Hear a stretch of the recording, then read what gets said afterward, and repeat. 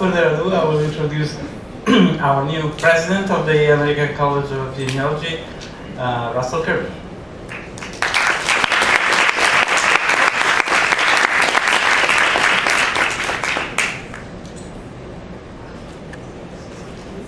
So I'd like to thank everybody for coming and enjoying a great lunch. Each year we give out a variety of awards to recognize achievement and also promise. And we've put together a program for that that we're going to take on in just a few minutes. And our awards committee chair, who would normally be helping with this, had to leave early, so he's not with us. But Diana Bensyl, who is our, I guess, former secretary and now president-elect, is going to help with these awards.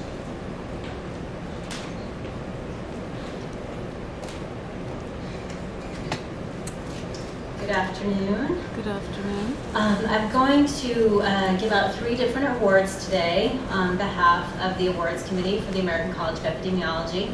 And I've got terrific information on each of the people who won these prizes, but because it's very detailed, I apologize, I have to read this. So I'm going to read the information and ask the winners to come up individually to get their award. So for our first award today, I'm pleased to introduce Dr. Enrique Schusterman.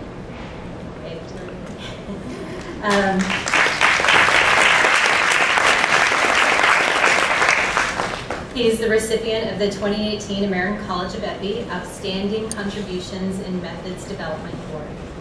This award is given to recognize an epidemiologist for exemplary work in theoretical or applied research methodology that has demonstrably advanced the practice of epidemiology. Dr. Schusterman's development of novel study designs and methods for causal inference and the analysis of biomarker data is relevant for all epidemiologic specialties, and it demonstrates his creativity and dedication in advancing epidemiologic practice. One of Dr. Schusterman's key accomplishments in this area has been in providing guidance for preventing or minimizing over-adjustment bias resulting from a poorly specified model. His methods for pooling biospecimens is particularly important as it offers researchers the ability to conserve biospecimens, reduce associated laboratory costs, and to improve detection, especially when biomarkers are being measured at near or below laboratory detection limits when assessing human health effects. Dr. Schusterman is currently Chief and Senior Investigator, Epidemiology Branch, Division of Intramural Population Health Research in the Eunice Kennedy Shriver National Institute of Child Health and Human Development. He has been a fellow of the college for over 8 years and is currently the president of that other epidemiologic society, SER. So please join me in recognizing Dr. Schusterman.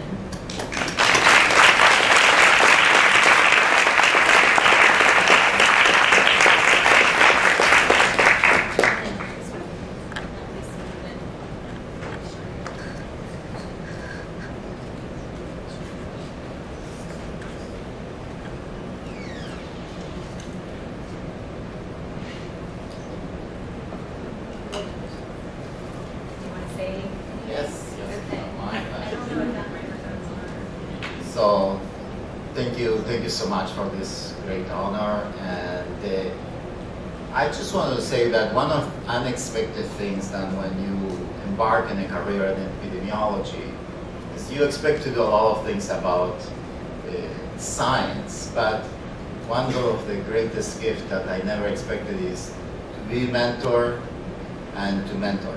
And mentoring has been the greatest gift, and I think lots of the stuff that I have accomplished, I owe my mentor, Jermaine Lewis, who is not here today, but has always helped me move things forward. So I hope to be the same for the next generation, and I hope we can continue mentoring the next generation of epidemiologists to move the field forward. So thank you so much for this great honor.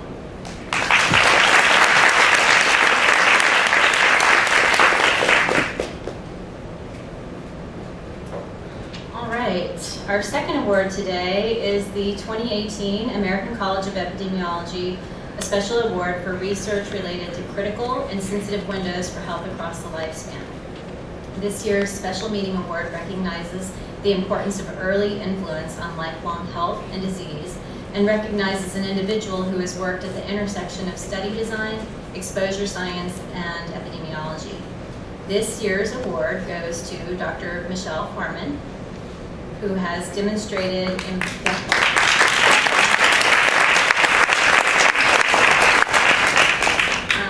Dr. Foreman has demonstrated impactful and sustained research in this field, as evidenced by publications and influence on guidelines and policy. For over 40 years, Dr. Foreman's research has focused on nutritional epidemiology across the globe, with an emphasis on early life exposures and risk for chronic diseases, as well as the role of nutrition in growth and health across the life course. She has demonstrated the strong relationship between gestational weight gain and risk for obesity and early menarche, and how physical activity in pregnancy delays age at menarche. She has examined the effect of genomic, hormonal, and metabolic indicators of fetal programming, such as gestational age at birth, diet during pregnancy, maternal preeclampsia, and gestational diabetes, on risk of adult onset cancer. She has studied the effects of preeclampsia on pubertal and nutritional development, which has provided insights into the relationship between preeclampsia and a lower risk for breast cancer in the mother and daughter, and lower risk for prostate and testicular cancers in the sons of the index pregnancy. Dr. Foreman is currently the department head and distinguished professor, Department of Nutrition Science, Purdue University. She has been a fellow of the American College of Epidemiology for nearly a decade. Please join me in recognizing Dr. Michelle Foreman.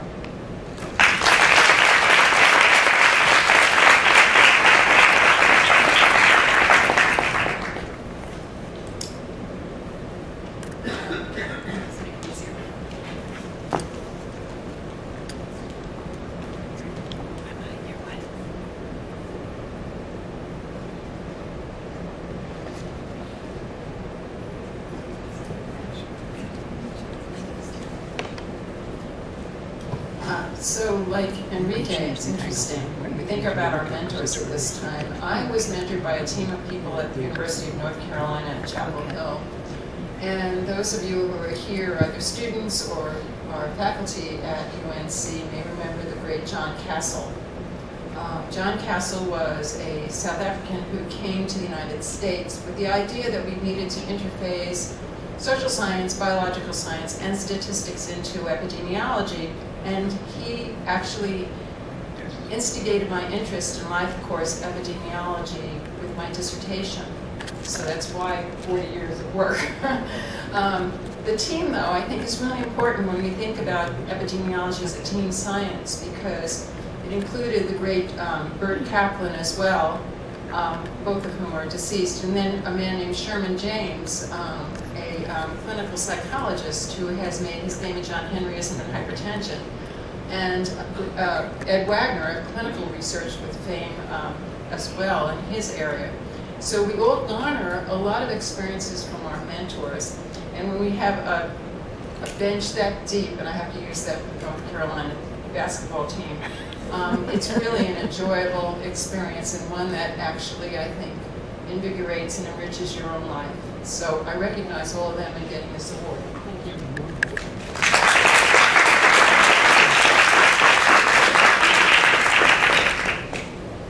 Okay, we have one more American College Award before we move on to the Publications Awards. So I'm pleased to introduce the recipient of the 2018 American College of Epidemiology Abraham Lilienfeld Award. And this goes to Dr. Vig Schoenbach.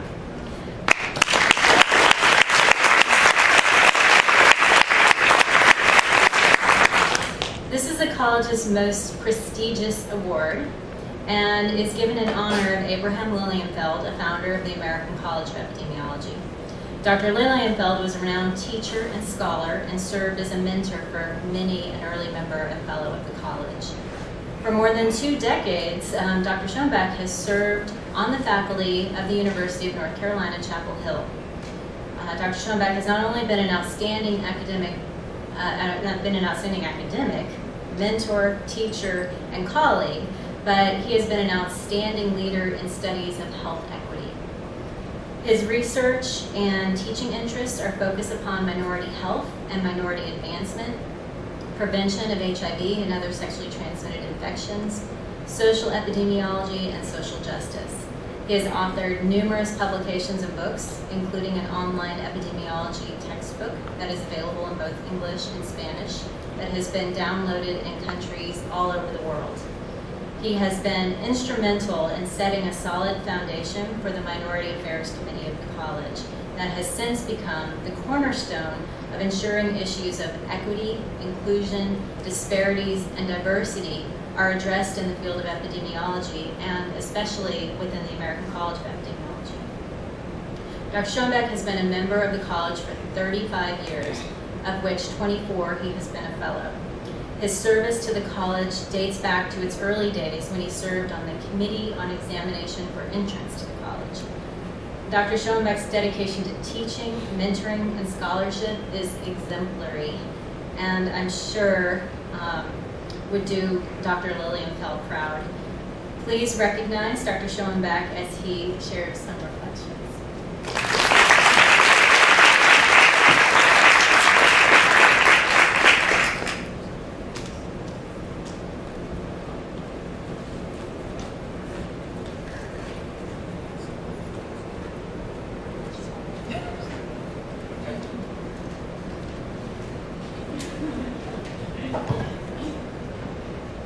President Mendola, President Kirby, President-elect Bensyl, members of the Board of Directors, committee chairs, esteemed colleagues, and dear friends.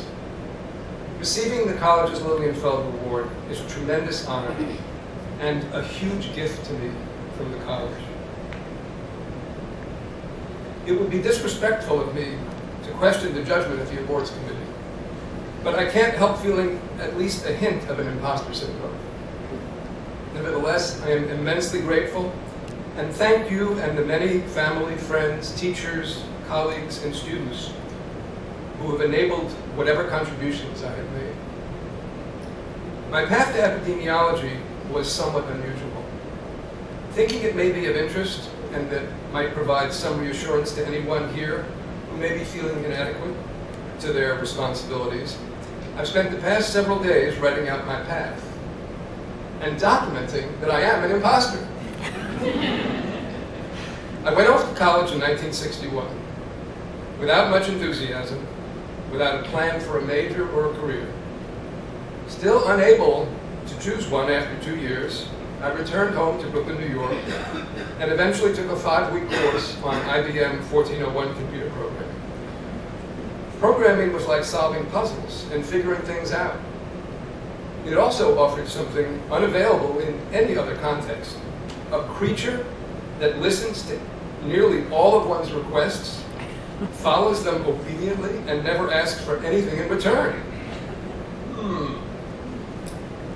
Without experience or a college degree, I went to nearly 24 employment agencies before I found a job as a programmer, and finally did at First National City Bank, which is now called Citibank. During my senior year of high school, I had had some experiences with anxiety, something I now think would have been diagnosed as panic attacks.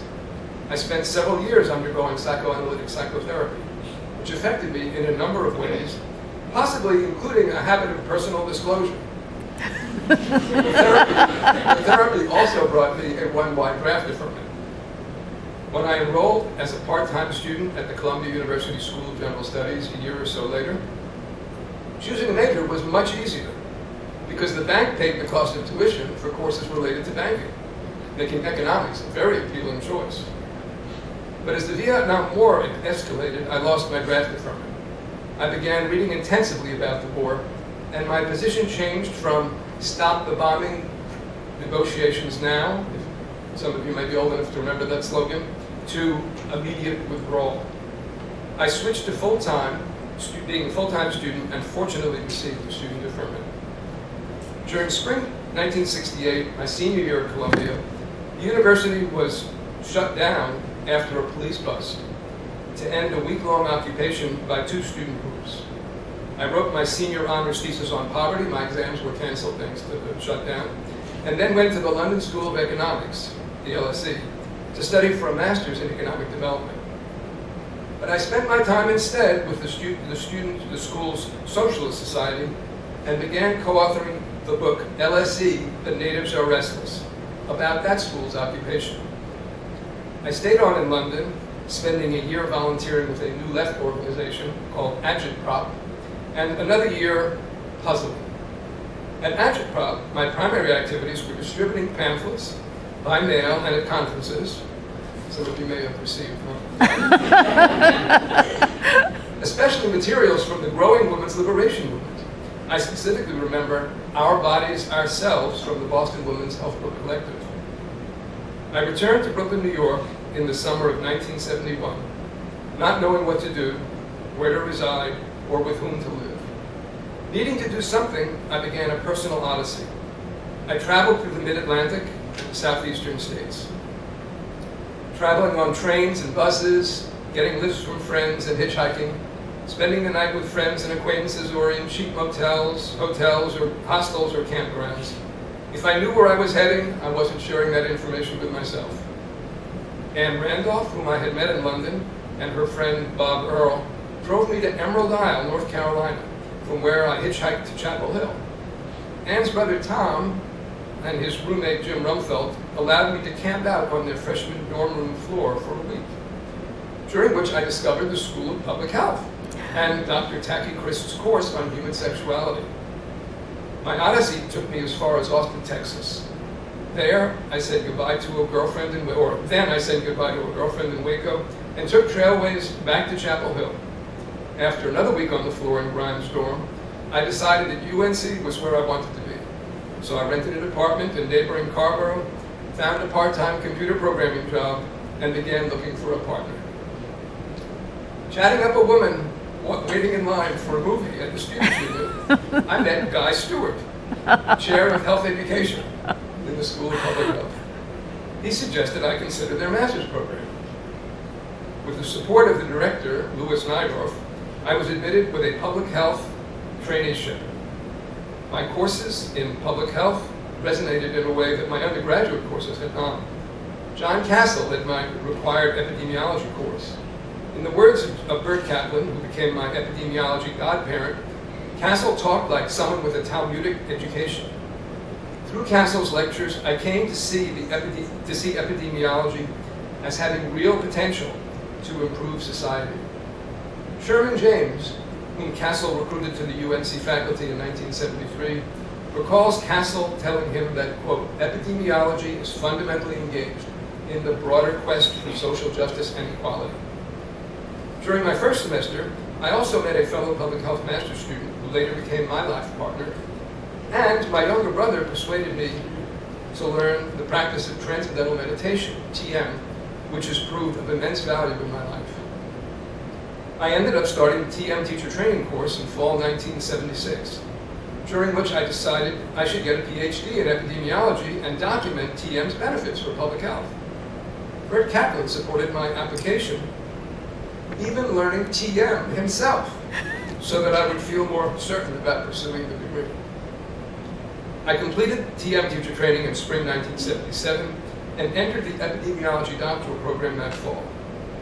Since I had not taken biology or chemistry at the college level, I had a lot of catch-up to do, and often skated on thin ice.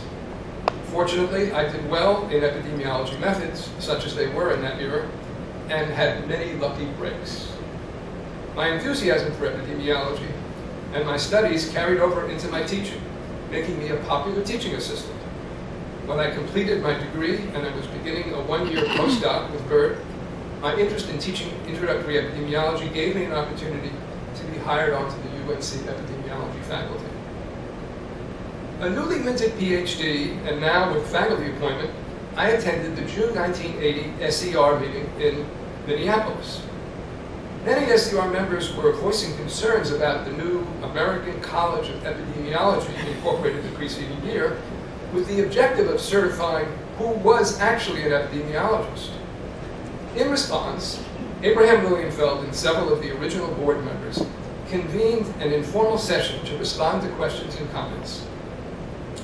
I knew Abe Lilienfeld only from having read his textbook, which Bert had suggested I read before beginning my doctoral program. I attended the meeting about ACE and questioned the need for an organization to certify epidemiologists. When the college was discussed at one of our faculty meetings, I remained uncertain about whether or not to join.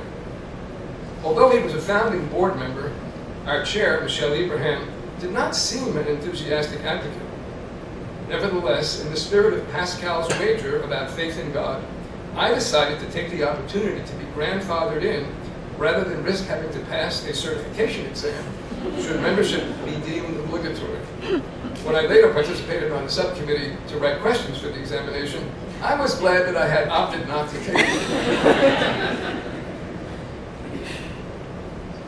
In the early mid-1980s, the National Cancer Institute published RFAs for smoking prevention and cessation research. In collaboration with quit smoking expert Tracy Orleans and Edward Wagner, I submitted my first successful data collection proposal for a randomized trial of self-help approaches to smoking cessation. Soon afterward, NCI issued an RFA for smoking prevention and cessation for Black populations. Cecil Sheps and Gordon DeFries provided an introduction to Dr. Charles Watts, Senior Vice President and Medical Director at the North Carolina Mutual Life Insurance Company. Tracy and I recruited collaborations and proposed a group randomized trial of self-help quit smoking interventions delivered by NC Mutual insurance agents.